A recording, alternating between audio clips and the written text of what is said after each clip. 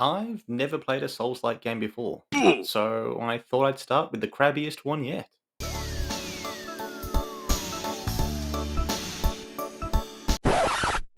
With such a bright colour scheme and an infectious soundtrack like that, how hard could it be? Another Crab's Treasure has a total of 33 trophies including the Platinum, with the majority being tied to story progression and optional boss fights. And in today's video, I'll be going over my experience in achieving that Platinum.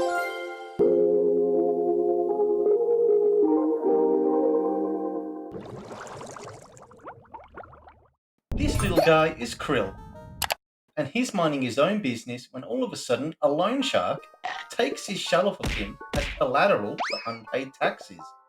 What? Yeah, bet you weren't expecting that. And it's our mission to help Krill get it back no matter the cost.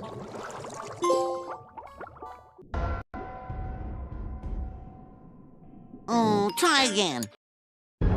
Let's do this.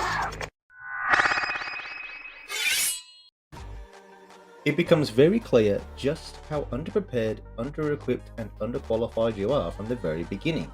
As you progress through the story, you'll have to navigate through some pretty sketchy waters, where danger lurks around every corner.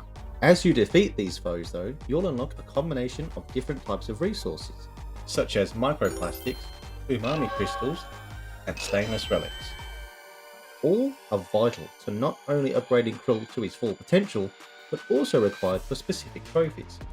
But more on that later.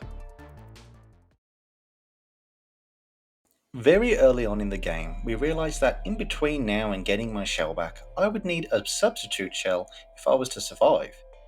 Luckily for us, there's a vending machine nearby, and after pressing a button on it, it dispenses a bunch of soda cans, and here we're introduced to our first temporary shell. Stop right there, criminal scum! お前はもう死んでいる。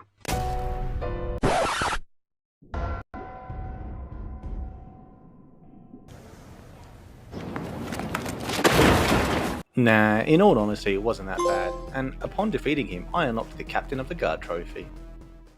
In our search for the loan shark, this would be the continued narrative for a while, stumbling across a boss, and then getting my ass kicked many times before eventually reigning triumphant. As you'd expect, some are more difficult than others, however I feel that this very much depends on the player. For me, it was Grovekeeper Topoda,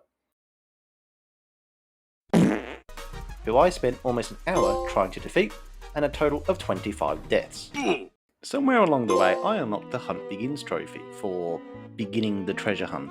I wasn't really paying attention, I don't know what it leads to, but yeah.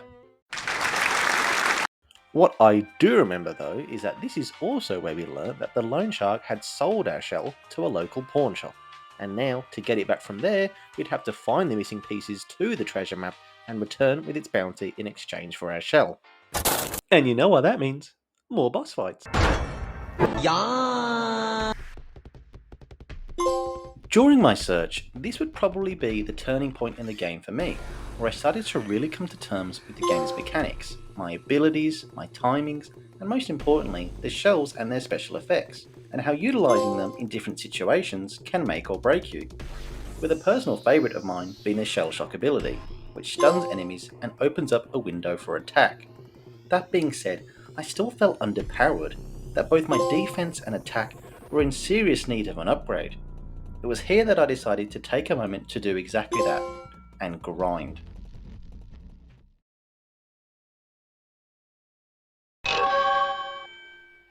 The first thing I felt the need to upgrade were my skills, and in order to do so, I would have to trade some of my umami crystals with the moon snail in exchange for them. There are 3 trophies relating to the skill tree, 1 for completing Way of the Hermit, 2 for completing Way of the Predator, and finally for completing Way of the True Crab. Microplastics are this game's currency, and are mostly used in order to upgrade Krill's attack and defense.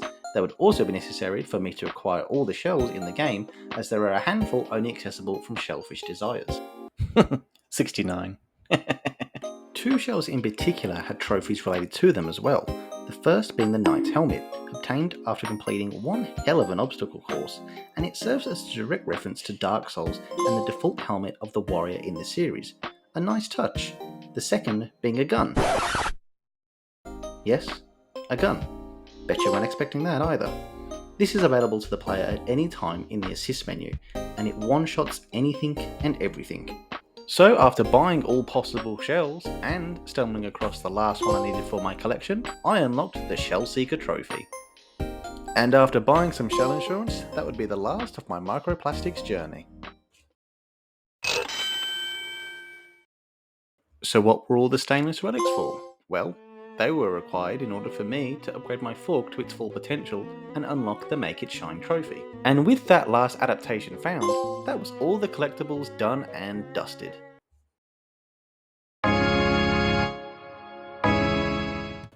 Boy am I glad I took the time to do all of that, because without it, the final stretch would have been all but a fantasy. Even with all my upgrades, these last sets of enemies really took it to a whole new level, with save points getting fewer and further in between. Oh, and I remember what the treasure was now. Something called the Perfect Whirl. Yeah, a shell with unfathomable, godlike powers. And finally we make it. Ah, the infamous no turning back screen. Turns out I did miss a few things. The good news is, the only things I missed were 3 optional boss fights. Fights I was now very overpowered for. One thing I forgot to mention though, is the ability to fast travel to any previous save points within the game at any time. A fantastic feature that would save me a lot of time on this journey.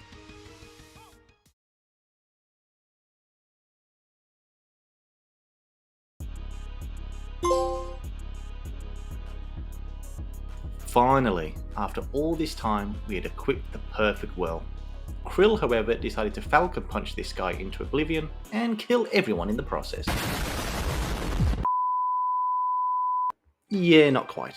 And after all that, the pawnshop was still reluctant to give Krill back his shell, so he did what any reasonable person would do.